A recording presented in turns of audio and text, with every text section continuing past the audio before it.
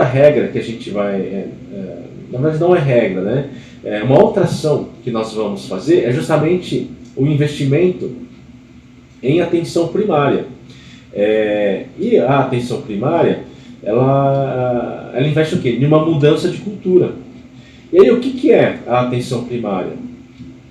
Ela é justamente, né, o foco no cuidado com o médico de família, a atenção primeiro com o clínico geral, eu deixar de sair e buscar, né, como um primeiro atendimento, ou atendimento no pronto-socorro, ou atendimento especialista, né? Hoje, como eu disse, o foco do nosso costume é buscar diretamente a atenção secundária ou a atenção terciária, que é a atenção mais cara.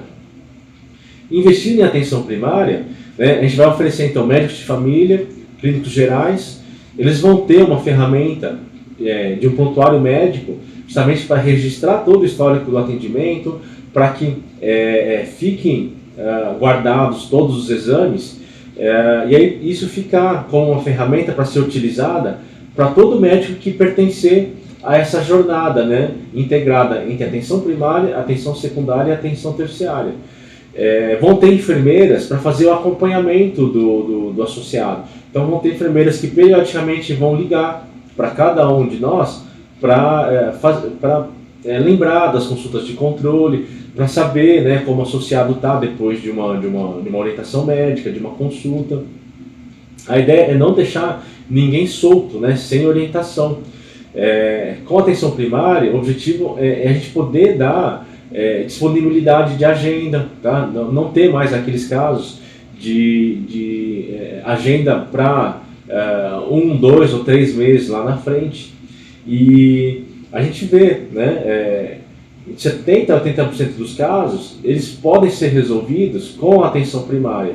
Se não houver essa possibilidade, aí sim a gente encaminha ou para atenção secundária ou para atenção terciária. Mas esse encaminhamento, ele ser feito pelo médico clínico geral ou médico de família. E não nós pegarmos o livrinho e por nossa intuição, decidir, eu vou nesse médico ou nesse especialista.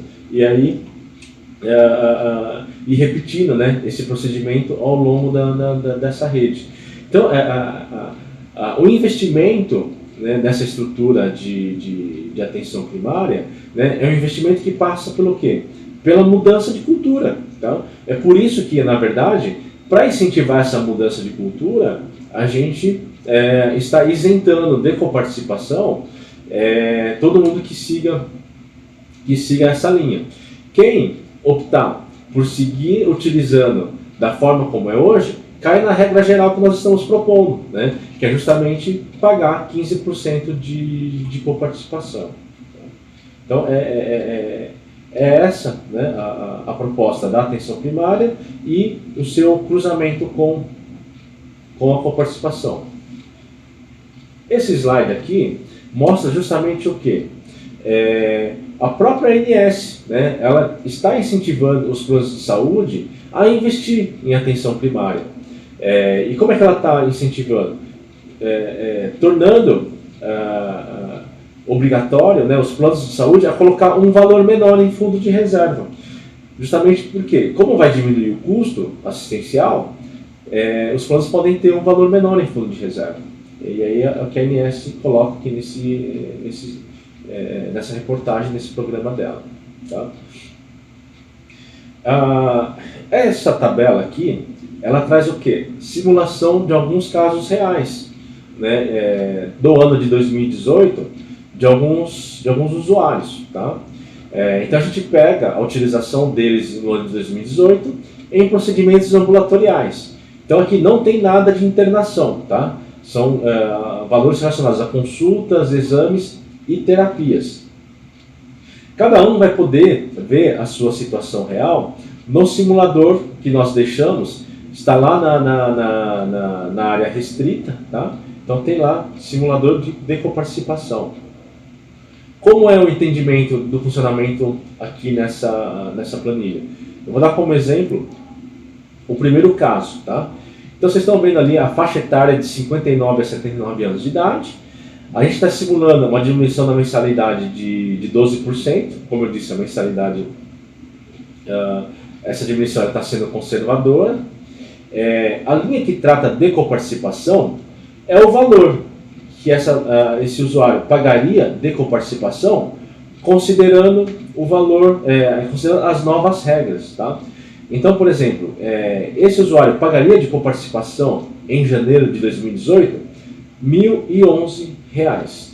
Em fevereiro ele não usou, em março pagaria R$ 287, em abril R$ 76,80, em maio R$ 49,22 e assim por diante, tá? Então ele pagaria de coparticipação R$ 1.724, está aqui na coluna total. Na linha sinistro total está justamente o valor que ele custou para a Mafresp, tá? É tudo aquilo que a Mafresp pagou para os seus prestadores pela utilização dos serviços desse associado. Então reparem que ele usou no ano passado R$ 11.493,92. Então sobre esse valor, 15% de coparticipação daria R$ 1.724. Só que mesmo ele pagando essa coparticipação de R$ 1.724, ele ainda vai ter uma economia de R$ 1.073. Tá? É uma economia que vem da onde? Pelo fato dele estar pagando um valor menor de mensalidade, porque hoje ele paga R$ 1.942, ele vai pagar R$ 1.709. Somando essa economia no ano e descontando aquilo que ele vai pagar de coparticipação, ele ainda vai ter uma economia de R$ 1.073. E agora, supondo que ele use toda a estrutura da atenção primária, ele não pagaria R$ 1.724 de coparticipação. Ele pagaria zero. Então, a economia dele seria de quase R$ 2.800. Então, é importante deixar claro, né, que a isenção de coparticipação na atenção primária é um estímulo, né, justamente para que quem quiser ter uma economia maior. Agora, quem quiser continuar usando da forma como é hoje, né, com seus médicos já de referência, você vai poder continuar usando. Você vai ter que pagar uma coparticipação, tá? E olha o montante nesse caso. Mesmo ele tendo custado para a Mafresp quase R$ 11.500, tá? Pagando uma coparticipação de R$ 1.724, ele ainda vai ter uma economia de R$ 1.073. Tá? Então essa é a interpretação que vocês têm que ter em relação à estrutura dessa tabela, e aí cada um vai poder fazer a simulação sua e dos seus dependentes financeiros, né, dentro ali da área restrita da Mafresp. Tá? Bom, a questão das franquias. O que é a franquia? A franquia é o mesmo conceito da franquia do seguro de carro. Então, você bateu o carro, você quer que o carro seja consertado, você paga uma franquia. Aqui o conceito da franquia é a franquia para internação. Precisou internar no hospital, vai pagar uma franquia. Tá?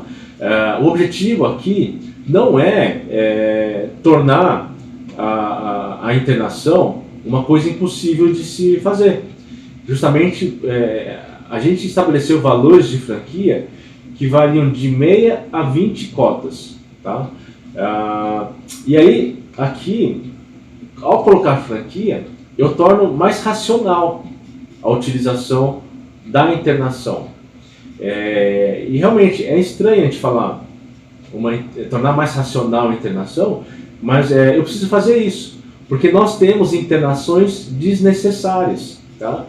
São principalmente situações onde a família não tem com quem deixar, não tem um cuidador, não tem uma estrutura em casa, e aí deixa o paciente internado, ou no hospital geral, ou no hospital psiquiátrico. Tá? Não tem ninguém com quem deixar, não tem com quem cuidar, interna no hospital. E aí é um tipo de situação onde normalmente envolvem pacientes frágeis, tá? É o que a gente chama de internação social. E um paciente frágil, uma vez internado, a chance dele desenvolver outros problemas ela é enorme. E aí isso faz com que o custo daquela internação aumente muito, tá? Então por isso que a gente vai colocar franquias nas internações. E o que a gente fez para determinar o valor da franquia? Está justamente utilizado um critério de acordo com o preço e condições comerciais de cada um dos hospitais, tá? Então aqui vocês podem ver com calma, né, essa tabela. As franquias mais baixas, elas são de meia cota, que dá R$300. A franquia mais alta é com sírio-libanês, que são 20 cotas, e a franquia que existe hoje já, tá? Aplicando-se a cobrança dessa franquia nas internações que aconteceram no ano passado desses hospitais, isso traria uma arrecadação para a Amafresp de R$1,5 milhão, tá? O que permite uma redução de 2% nas nossas despesas assistenciais. Como eu disse, as franquias, basicamente, elas servem o quê? Para internação, exceto em alguns hospitais, tá? O que a gente está propondo é que para o pronto-socorro dos hospitais Brasil, Sino Brasileiro e o Vivale, além do São Camilo da unidade de Pompeia, usou o pronto-socorro, tá? A franquia ela é de uma cota. No sírio-libanês, a franquia é de 2 cotas. No caso da internação, também é importante deixar claro, a franquia ela é por internação, tá? Independentemente da quantidade de dias onde o paciente vai ficar internado. Ficou internado 1 dia ou 30 dias, o valor da franquia é o mesmo, tá? Então, isso é também importante deixar claro. Bom, diferencial de tabela. Diferencial de tabela, na verdade, envolve os usuários dos laboratórios do Fleury, do laboratório do Hospital Sírio-Libanês e dos laboratórios Alta, né? A gente está negociando o credenciamento do laboratório Alta em uma proposta mais global que envolve o grupo DASA, tá? Então, basicamente, o que a gente vai propor aqui é uma simplificação no processo, tá?